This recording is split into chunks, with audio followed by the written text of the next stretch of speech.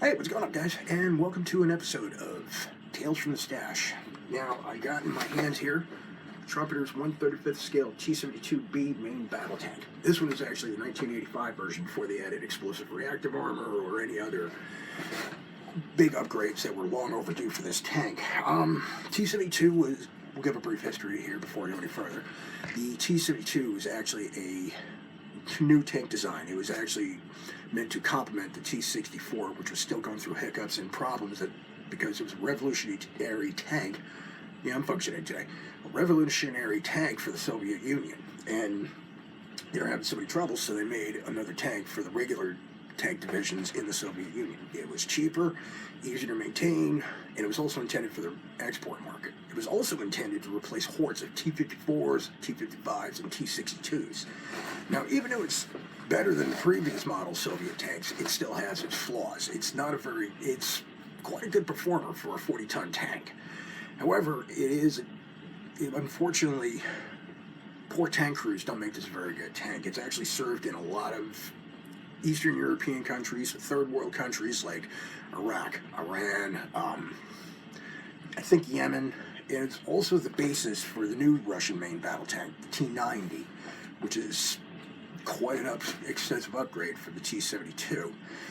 And the reason why it was picked, because it was cheaper and it was easier to operate. Now, T-72 has fought in many conflicts, it's fought in many wars. However, it's shown to be a very flawed tank. A good example would be the Persian Gulf War, also known as Desert Storm, back in '91. The Iraqis had the T-72 at the time, and unfortunately it was a one-sided tank battle because of M1 Abrams, Challengers, and even the M60, which was designed to go up against the M60 Patton, was able to knock down the T-72. The biggest drawbacks to the T-72 was its autoloader, and the fact that it didn't have all the bells and whistles that the Abrams or even the M60A3 had. It doesn't have thermal imaging, it didn't have a very good range, and a two-piece ammunition set, as compared to like the Leopard 2 or the Abrams, which had a one-piece ammo shell. So this also, not only was that, it was also very prone to being blown up easily, especially if you know the right spots on the tank. And the biggest problem with the T-72 was the crew. The crews in the Iraqi army were poorly trained, so one got hit, everybody ran for cover, ran away from the tanks.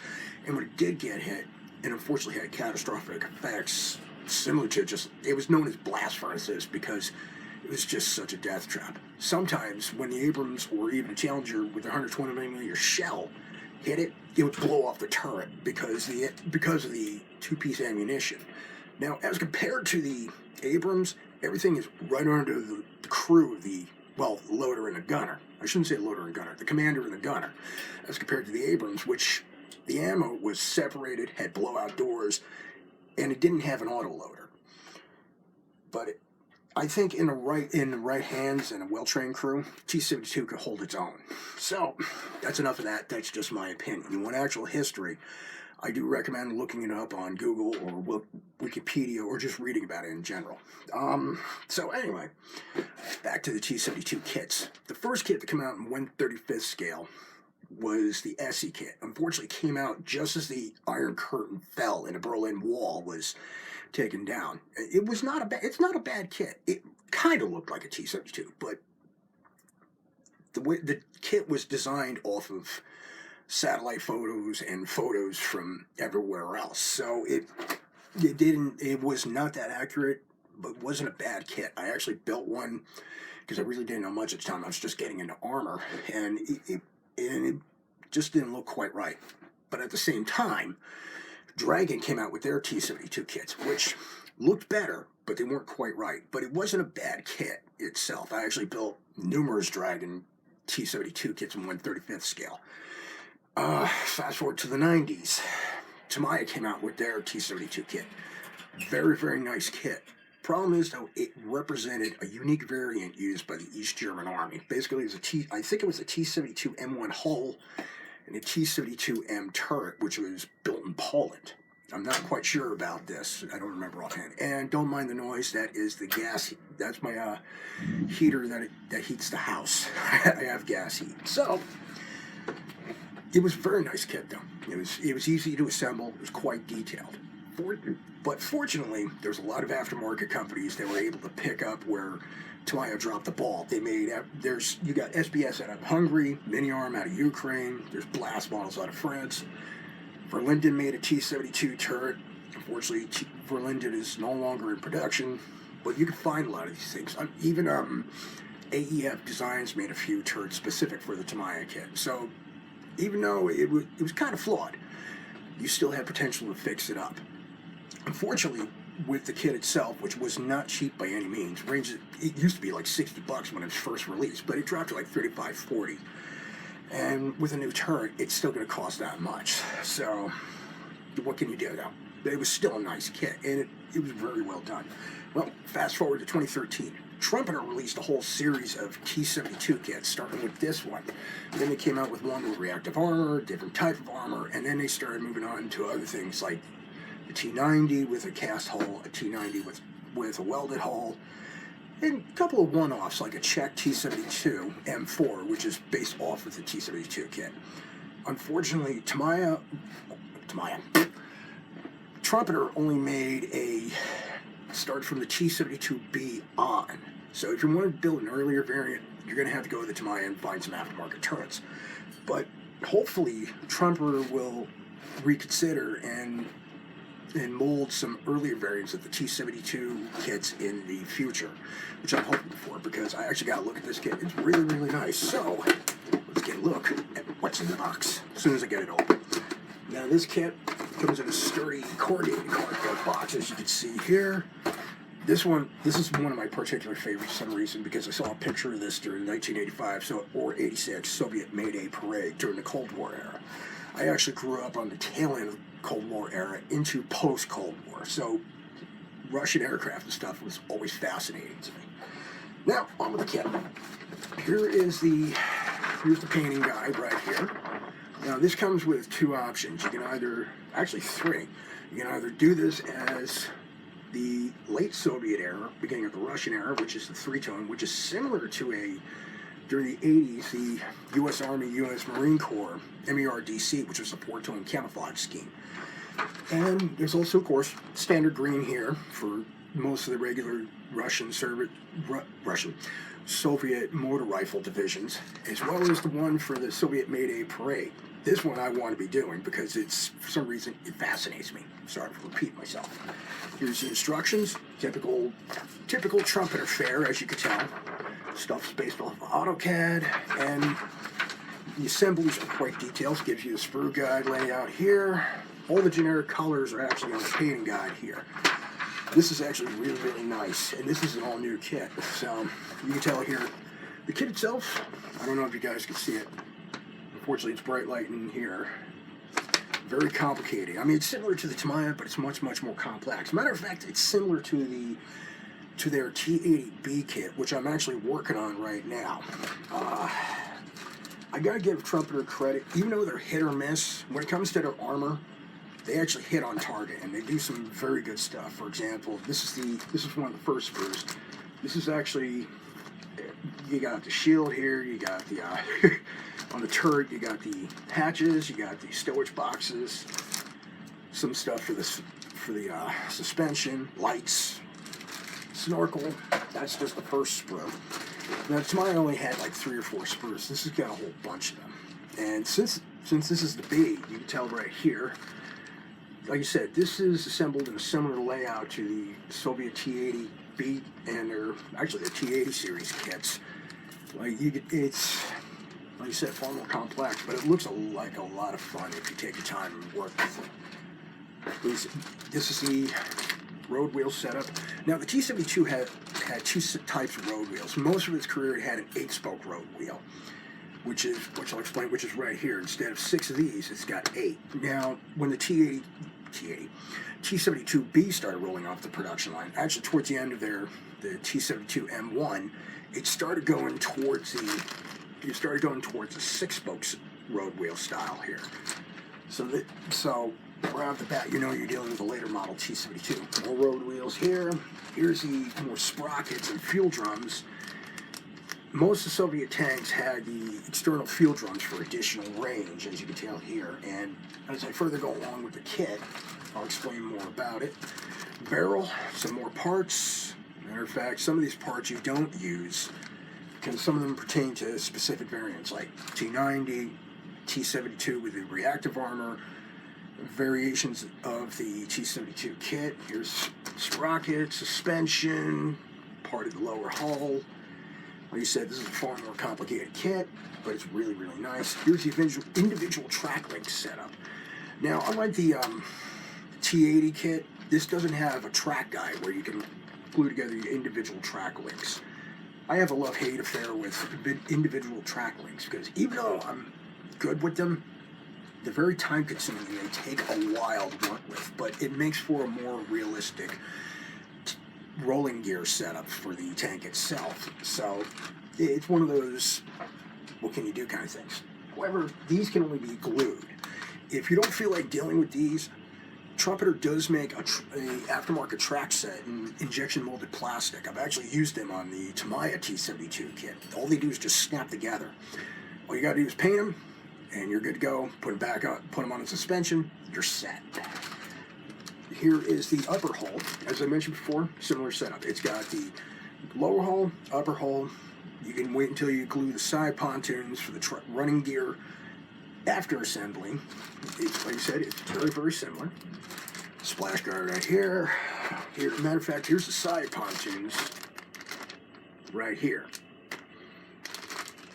And of course, we got our shameless promotion. We got stuff for tools. Seems to be common with Trumpeter. Here is the lower hull setup, very similar to the Tamiya kit. This also comes with vinyl hoses, some vinyl caps, some copper wire for the hose layout for the fuel drums.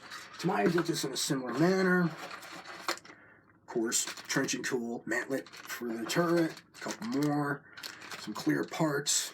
I don't see the point of using clear parts. You can always paint them. Matter of fact, here is the turret for the T72B. Now, let me back up a little bit. Now, Dragon, when they released theirs, they did a G and an M. Unfortunately, the nomenclatures for the Russian tanks were completely different once everything was said and done. So, this used to be T72M2, now it's a T72B, which is Russian service. Very similar. The turret looks actually pretty good. However, there's a catch to this. Now, T80's got photo etch. I'm kind of leery about photo etch for some of you guys. The T72 kit, on the other hand, as you can see here, this is just the first sheet, and then there's two more here, which includes a whole bunch of dots right here. Yeah, a whole bunch of dots here. Comes with the screen for the engine compartment, as well as the exhaust, which is pretty cool. Tamiya, they did come with photo etch screens for the engine compartment, but you had to cut some mesh for these, which this is actually a nice touch on Trumpeter's part, but there's a lot of things here. Now I'll explain the little dots that are coming along here in a little bit. And of course, last but not least, decal sheet. Basic Soviet style numbers, stencils, got the guards emblem, and you can do whatever you want. Now, back to the photo etch here.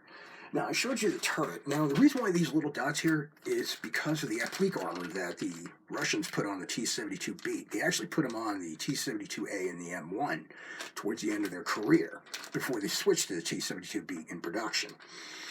And now on this turret, now you got to put each little dots on the hatches, the turret.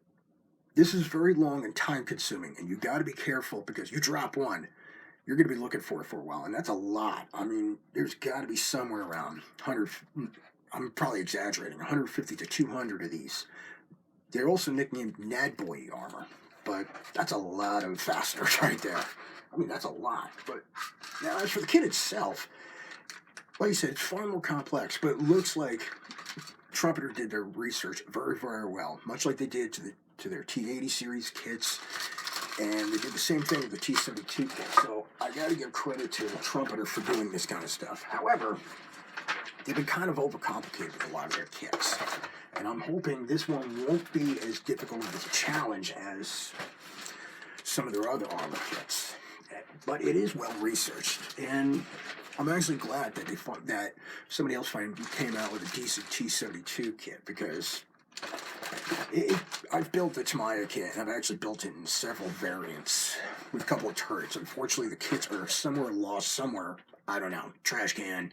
A couple friends have them. I don't know. And I've actually used aftermarket turrets. I've actually done some scratch build. When I wanted to do a T-72 M1, because I found out the turret wasn't quite right, I actually learned how to use sheet styrene, putty, and super glue, which made it look better, but it wasn't quite as accurate as I was hoping for. But it wasn't that hard work. But like I said, they do make aftermarket turrets, so you can pick and choose wisely. But the trophy kit, it's really nice. It's actually very well done. Looks promising. The layout is actually quite good. As I said before, I'm working on our T80B kit, and even though it's complex and challenging, it's really easy to put together, really easy to take care of, to assemble. Just take your time, have some patience, work with some photo etch a little bit. Oh, and I forgot one more thing about the Trumpeter kit. They also provide some copper thread here. Now, I usually use thread from like craft stores that they use for like stitching or cross stitch or whatever. That's what I prefer using, because it's easier to work with and it's easier to handle. But that's just my opinion. I could be wrong. Nope, that's all T80 stuff. But as for the kit itself, it looks really, really good. I mean, I'm probably going to end up building this after I'm done with the T80. And sorry about that, folks, but it's very well done. As I said before, the molds are actually pretty good. From my experience with the Trumpeter armor kit, like the location of the parts, the ejector pin marks, the surface textures, the plastic itself, it's very well thought out. It's very well laid out, and I haven't had any troubles. Well, with the T80 right now. Matter of fact, here's the lower hull here. I haven't had any troubles during assembly. It seems, even though there's a lot more parts, it seems a lot easier to build than the Dragon kit. Not as easy to build as the Tamiya kit, which we already know Tamiya's a great kit, but it still seems easier, and it seems to fit much, much better than the Dragon kit, because those were the only options at the time. I'm glad they came out with this. But as I said before, I'm hoping they'll reconsider and start molding earlier versions of the T-72, particularly one with the this old optical rangefinder. Hopefully they'll do the M84, which is a Yugoslavian variant of the T-72. I'll explain that sometime down the road. And you gotta give kudos to Trumpeter. They've come a long way with their kits. When they first came out, some of their kits were just the worst of the worst. Some of them were really bad copies of like Tamiya, Academy. And some of their original kits, they were molded out of ABS plastic when most of us work in styrene. But over time, Trumpeter got better and better. They're still hit or miss, but they're a lot better than they used to be. And this kit is a good example of their Russian armor. And it's really, really nice. It really is. And looks promising. The only thing I'm worried about is the photo etch and whatever else. So I really don't recommend getting this for beginners. I recommend this is more for experience, even though it looks like it's going to be easy to put together and stuff. Second thing, the research you got to do for the colors. Green, the Russian green really had no set color chip. It's not like here in the United States or even over in the rest of Europe where they have a set color and they match it to that exact. You could have 50 different Soviet-era T-72 tanks, and you're going to have 50 different shades of green. All right, that was kind of a half-ass joke on 50 Shades of Grey, but still, you're never going to get the same green. That's just, they just paint it on, like, all right, that looks right, and off they go. But also depends on what factory they came out too. However, it isn't just the Soviets or the Russians that built the T-72. It was also licensed built in Czechoslovakia during the Cold War era, as well as Poland. And whatever tanks that weren't manufactured for the Eastern European countries at the time were from Polish and Czech stocks, which was pretty interesting. So I recommend doing the research on that. However, as I said before, this looks like a great kit. If you're not happy with the details, you can always scratch build, look for more aftermarket stuff. Otherwise, this is a good kit, it really is. Cost a little much. I paid about $72 for this one. So, that's all I got for now. Happy modeling, take it easy. If you're really interested, just check it out and pick and choose wisely. Take care.